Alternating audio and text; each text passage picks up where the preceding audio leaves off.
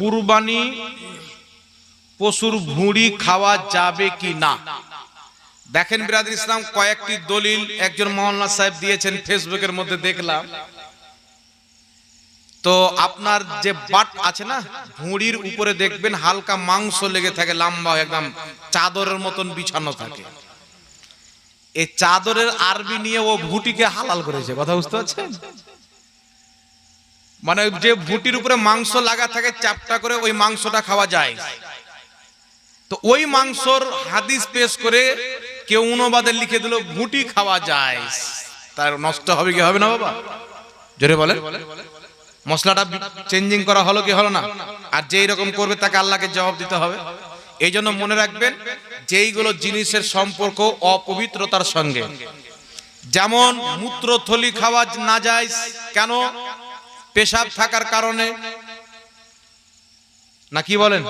পেশাব থাকার কারণে। তো অনুরূপ ভাবে ভুটি খাওয়া না যায় অতিও আপনার পাখানা নোংরা আবর্জনা থাকার কারণে। কথা বুঝতে পারছেন? এই জন্য গরু হোক, ছাগল হোক, মহিষ হোক, উট হোক, দুম্বা হোক, এগুলোর নাড়ি ভুঁড়ি খাওয়া মাকরুহে তাহরিমি নাজায়েজ গুনহার কাজ। তাই এগুলো খাবেন না। আল্লাহ যেগুলো পবিত্র জিনিস রেখেছেন ইনশাআল্লাহ সেগুলো জিনিস খাবেন। কুরবানির পশুর ভাগার মধ্যে কোনো ব্যক্তি যদি মদখোরকে দেওয়া যাবে কিনা, মানে কুরবানি যে আপনারা ভাগ দিচ্ছেন তার মধ্যে একটা মদখোর আছে, ওকে নেওয়া যাবে কিনা। মদখোরের সাথে কুরবানি না দেওয়া উত্তম। মদখোরে যদি হালাল কামাই থাকে, কেউ যদি দিয়ে দেয় তো কুরবানি হয়ে যাবে। তো কেউ যদি অপছন্দ করে না দেয় তাহলে ভালো, অসুবিধা নেই। কুরবানির পশুর অন্ডকোষ খাওয়া যাবে কি না? একজন বলেছে যাবে। বাংলাদেশে কিছু ঘুমটাওয়ালা ইহুদি মৌলবি আছে, এ বলছে যে কুরবানির গরু হোক পশু হোক এর অন্ডকোষ আপনি রুচি হলে খান, কোনো সমস্যা নাই। কিন্তু আল্লাহর হাবিব সাল্লাল্লাহু আলাইহি সাল্লাম প্রকাশ্য হাদিসে নিষেধ করেছেন যে কোনো পশু হোক তার অন্ডকোষ খাওয়া জায়েজ নাই। এগুলো ওয়াহাবি মৌলবিরা বলে। এই ওয়াহাবি মৌলবি বুখারীতে হাদিস পেয়ে গেল যে গুই সাপ, আপনাদের দিকে আছে না বাবা গুই সাপ, দেখতে জিট্ঠির মতন, টিকটিকির মতো বড় সাইজের। বুখারী শরীফের মধ্যে হাদিস, কি বলেন আপনারা? হ্যাঁ, গোসাপ। আল্লাহর নবীর দরবারে প্লেটে করে ওই সাপের মাংস আনা হলো, গো সাপের মাংস। তো নবী পাক সাল্লাল্লাহু আলাইহি সাল্লাম খেতে যাবেন, তো কেউ বললেন হুজুর এটা গো সাপের মাংস। নবী সরিয়ে দিলেন, খাবো না। তো সাহাবায়ে কেরাম খেলেন, নবী বললেন তোমরা খেলে খাও, এটা আমি খাবো না, কারণ আমার সমাজে চলে না। বুখারীতে হাদিস, এই হাদিস নিয়ে বলে খাওয়া জায়েজ, তবে নবী পছন্দ করতেন না, খেতেন না। আপনারা ইচ্ছা করলে খাবেন, না করলে না খাবেন। একটা হাদিস। আহলে হাদিস তাকে বলে যে নেংটি মেরে ফতোয়া দেয়। কথা বুঝছেন? পূর্ণ লুঙ্গি পরে ফতোয়া দেয়। দু তিনজন আহলে হাদিস আমাকে ফটো পাঠিয়েছে, এ বেটা আবার চাড্ডি পরে মসজিদে নামাজ পড়ছে, এত দূর হাফ প্যান্ট পরে, ঘটনা উদাম। এরা শরীয়তের সাথে মাজাক করছেন। এরা ইসলামের মুসলমান, ইসলাম মান্যকারী নয়। এরা হচ্ছে ইহুদিদের শিষ্য। নাম মুসলমান, লেবেল মুসলমান, আর তলে তলে ইসলামকে দুর্বল করা। সুন্নি জামাত আছে, ভেঙে আরেকটা মসজিদ করে দাও। আহলে সুন্নাত ওয়াল জামাত আছে, ভেঙে 3টা মসজিদ করে দাও। মাদ্রাসা ভেঙে 2টা মাদ্রাসা করে দাও। যে মুসলমানকে ভেঙে দাও। ইহুদিদের কাজ বর্তমান ওয়াহাবি নামদারি আহলে হাদিস করছে। সুনান ইবনে আবু দাউদ শরীফের মধ্যে হাদিস, রাসূল পাক সাল্লাল্লাহু আলাইহি সাল্লাম গোসাপের মাংস খেতে নিষেধ করেছেন। তো একটা হাদিস কি রাসূলুল্লাহ খেলেন না, সাহাবা খেলেন, নবী নিষেধ করলেন না। আর একটা হাদিসে ডাইরেক্ট নিষেধ করে দিয়েছেন। তাহলে প্রথম হাদিসটা কি হয়ে যাবে? মানসুখ হয়ে যাবে, তার প্রতি আমল হবে না। নবী নিষেধ করে দিয়েছেন, নবীর নিষেধ করার পর যদি কোনো সাহাবী খায়, ওয়াহাবি একটা হাদিস দেখ। আরে মদ পর্যন্ত হালাল ছিল যতদিন পর্যন্ত মদ খাওয়া আল্লাহ হারাম করেনি। ঠিক না বেঠিক বাবা? জোরে বলেন।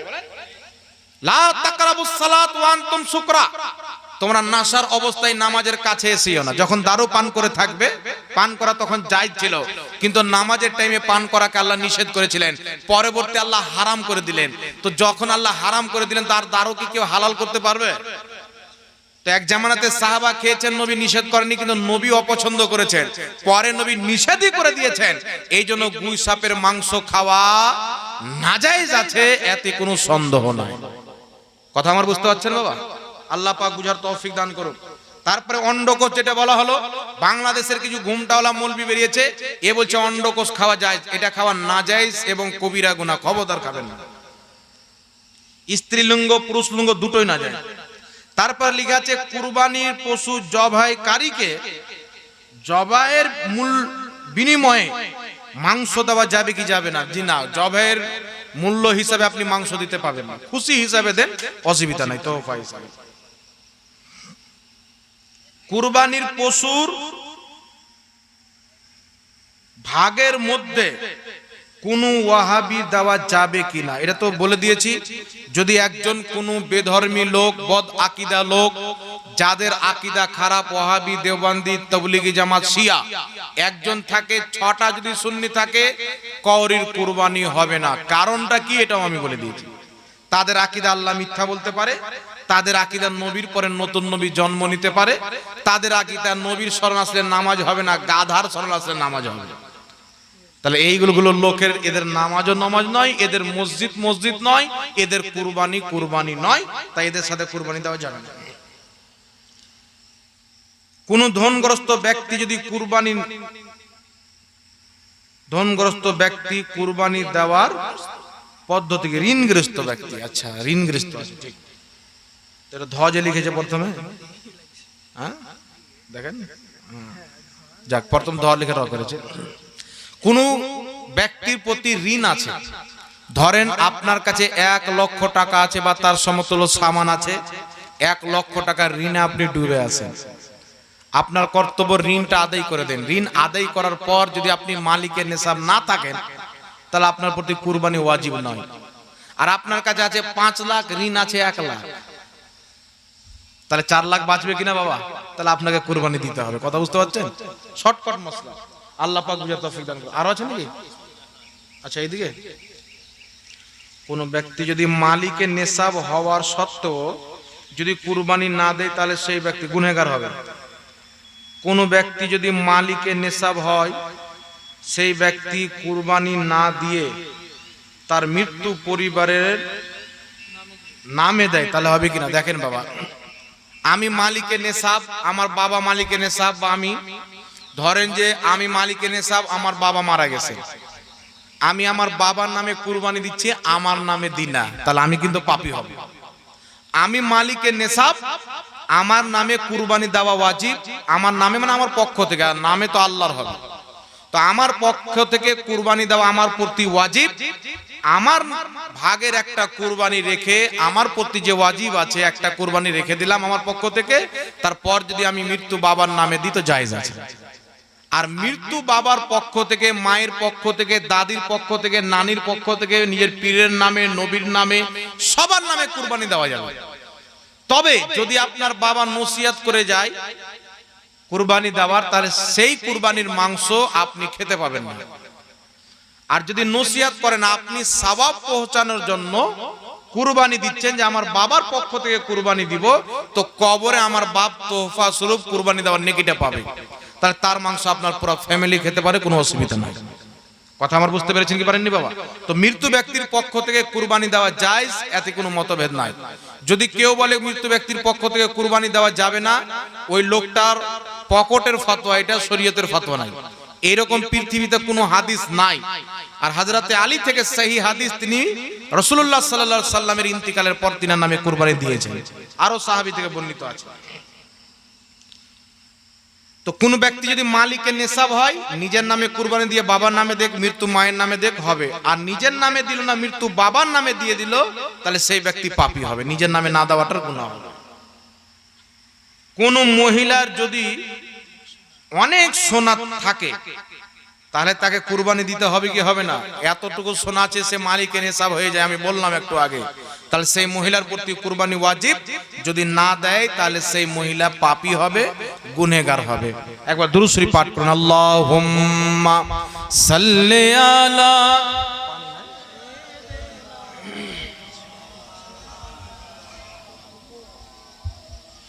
ওয়া আলা আলি সাইয়্যিদিনা মাওলানা মুহাম্মদ সাল্লাল্লাহু আলা মুহাম্মাদিন सल्लो अला मोहम्मद, हरदम ज़बान से निकालो पाक नामे मोहम्मद, हरदम ज़बान से निकालो शफीआना मोहम्मद। वो जिसके लिए महफिल कौनैन सजी है, फिरदौस बरी जिसके वसीले से बनी है। वो जिसके लिए महफिल कौनैन सजी है, फिरदौस बरी जिसके वसीले से बनी है। वो हाशिमी, वो हाशिमी माँ की मदनी उल अरबी है। वो मेरा नबी, मेरा नबी, मेरा नबी है। वो मेरा नबी, मेरा नबी, सबका नबी है। जोरे बोलन सुभान अल्लाह। अहमद है, मोहम्मद है, वही खत्म रसूल है। मखदूम मुराबी है, वही वाली कुल है। जोरे बोलते हुए बाबा सुभान अल्लाह। अहमद है, मोहम्मद है, वही खत्म रसूल है। मखदूम मुराबी है, वही वाली कुल है। उस पर ही नजर, उस पर ही नजर सारे ज़माने की लगी है। वो मेरा नबी, मेरा नबी, मेरा नबी है। वो सबका नबी, मेरा नबी, सबका नबी है। वो जिसके लिए महफिल कौनैन सजी है, फिरदौस बरी जिसके वसीले से बनी है। वो हाशिमी, वो हाशिमी माँ की मदनी अल अरबी है। वो मेरा नबी, मेरा नबी, मेरा नबी है। वो मेरा नबी, मेरा नबी, सबका नबी है। अल्लाह का फरमान अलम नशरह लक सदरक मंसूब है जिसे वरफअना लक ज़िक्रक। सुभान अल्लाह वालेन। अल्लाह का फरमान अलम नशरह लक सदरक मंसूब है जिसे वरफअना लक ज़िक्रक। जिस ज़ात का, जिस ज़ात का कुरआन में भी, जिस ज़ात का कुरआन में भी जिक्र जली है। वो मेरा नबी, मेरा नबी, मेरा नबी है। वो इनका नबी, उनका नबी, सबका नबी है। वो जिसके लिए महफिल कौनैन सजी है, फिरदौस बरी जिसके वसीले से बनी है। वो हाशिमी,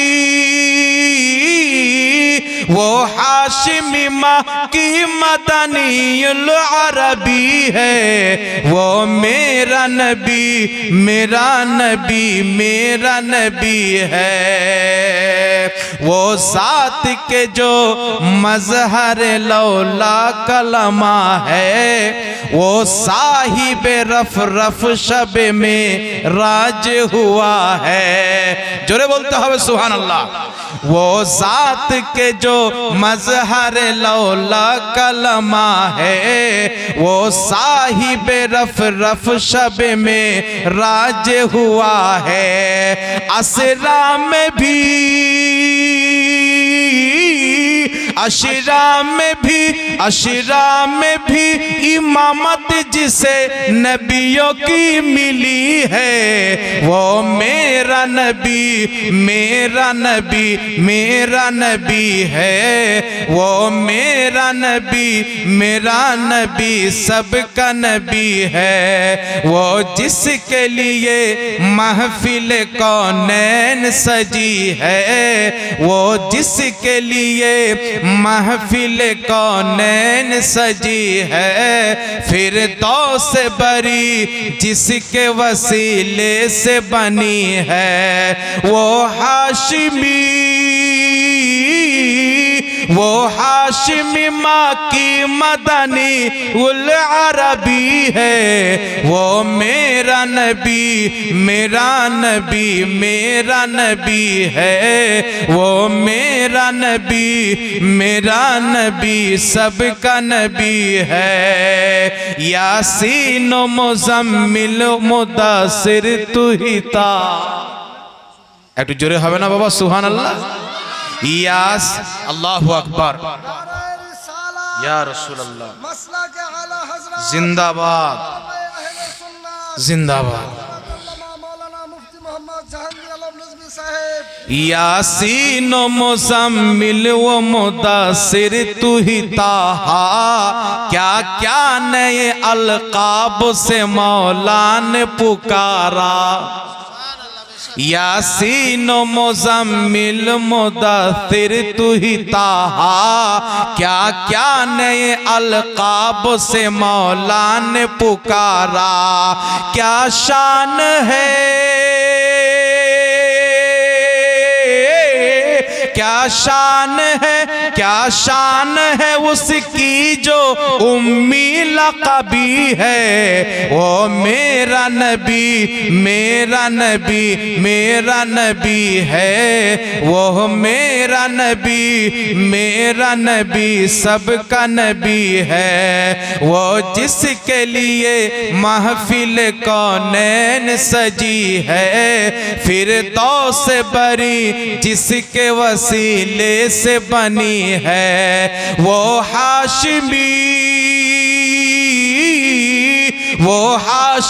माँ की मदनी उल अरबी है, वो मेरा नबी मेरा नबी मेरा नबी है। শেষ ছন্দ একটু জোরে বলেন সুবহানাল্লাহ। किसी दर्जा ज़माने में थी मजलूमी ये औरत, আমাদের নবী সাল্লাল্লাহু আলাইহি সাল্লাম আসার পূর্বে মহিলাদেরকে জীবিত পুঁতে দেওয়া হতো। এইজন্য কবি বলেছেন किसी दर्जा ज़माने में थी मजलूमी ये औरत, फिर जिसकी बदौलत मिली उसे इज्जत और रिफ़ात। जोरे बोलन सुभान अल्लाह। किसी दर्जा ज़माने में थी मजलूमी ये औरत, फिर जिसकी बदौलत मिली उसे इज्जत और रिफ़ात। वो मोहसिने वो मोहसिन गमखार हमारा ही नबी है, वो मेरा नबी मेरा नबी सबका नबी है, वो मेरा नबी मेरा नबी मेरा नबी है, वो जिसके लिए महफिल कौनैन सजी है, फिर तो से बरी जिसके वसीले से बनी है, वो हाशिमी माँ की मदनी उल अरबी है, वो मेरा नबी मेरा नबी मेरा नबी है, वो मेरा नबी मेरा नबी सबका नबी है। जोरे बोलें सुभान अल्लाह। যাক আলহামদুলিল্লাহ। বিরাদর ইসলাম, একজন বলেছিলেন হুজুর একটা গাজাল গালা পড়িয়ে, তো ঝাড়খণ্ডের মানুষ তো একটা ঝাড়খণ্ডের গাজাল পড়ে দিলাম, তাহলে এখানকার লোক জেনে গেল যে না ঝাড়খণ্ডেরই আছে নাকি বলে। যাক আলহামদুলিল্লাহ। একটি আর প্রশ্ন এসেছেন বাবা, আপনাদের আর কারো যদি কোনো প্রশ্ন থাকে তাহলে এখানে করতে পারেন, যাওয়ার পরে আর কিছু বলিয়েন না, ঠিক আছে? হ্যাঁ, করে যদি কোনো প্রশ্ন থাকে তো আপনারা এখানে করতে পারেন, আমাকে না বললে এখানে এসে সভাপতি সাহেবরা আছে ওনাদেরকে বলেন। আসসালামু আলাইকুম। ওয়ালাইকুম আসসালাম ওয়া রাহমাতুল্লাহি ওয়া বারাকাতুহু। কুরবানির চাঁদ উঠে গেলে পশু জবাই করা যাবে কি যাবে না? যাবে, কোনো অসুবিধা নাই। কুরবানির চাঁদ উঠে গেলে পশু জবাই করা যাবে না এরকম কোনো মাসলা নাই বাবা। কথা বুঝতে পারছেন? আজকে আমি আসলাম তো আপনারা মাংস খাওয়ালেন না, কি বলেন? জবাই করেছেন কিনা? হ্যাঁ, আচ্ছা, আমাদের দিকে যে আমরা কুরবানি দিই বাবা, তো গরুর কুরবানি দিই, নচেত ছাগলের কুরবানি দিই, না কি বলেন? কিন্তু কিছু লোক আছে ওদের নিকটে যদি মুরগির আন্ডা জবাই করে দেয় তো কুরবানি হয়ে গেল। আহলে হাদিস ওয়াহাবি, যে হাত ঝাড়ুয়া পাও ঝাড়ুয়া কিছু নামাজি বেরিয়েছে, ইবলিসি নামাজি। এর নামাজ কম পড়ে, মশা বেশি ভাগায়। রুকুতে গেল তো এই হাঁকিয়ে দিল, সাজদা থেকে উঠলো তো হাঁকিয়ে দিল, এটাকে বলে মশা ভাগায়। বুঝতে পারলেন? এরা আবার বলে যে যে এইগুলো করে না ওদের নামাজ হয় না। কত বড় নামাজের বেটা নামাজ, কিন্তু ওর আকীদাই হচ্ছে নালার পানি, নোংরা আকীদার। যার আকীদা খারাপ ওর নামাজের কোনো মূল্য নাই। একটি কিতাব আছে ওয়াহাবি আহলে হাদিসদের, ফাতাওয়া সাত্তারিয়া। কি নাম? ফাতাওয়া সাত্তারিয়া। আব্দুস সাত্তার দেহলভি আহলে হাদিসদের গুরু। এই কিতাবের মধ্যে লিখছেন যে মুরগির কুরবানি দিলেও কুরবানি হবে, জায়েজ আছে। মুরগি দিয়েও কুরবানি হবে, চিন্তা করছেন? আর শুধু তাই নয়, লা মাযহাবিদের বড় ইমাম যার নাম হচ্ছে ইবনে হাজাম, তার কিতাব হচ্ছে আল মুহাল্লা।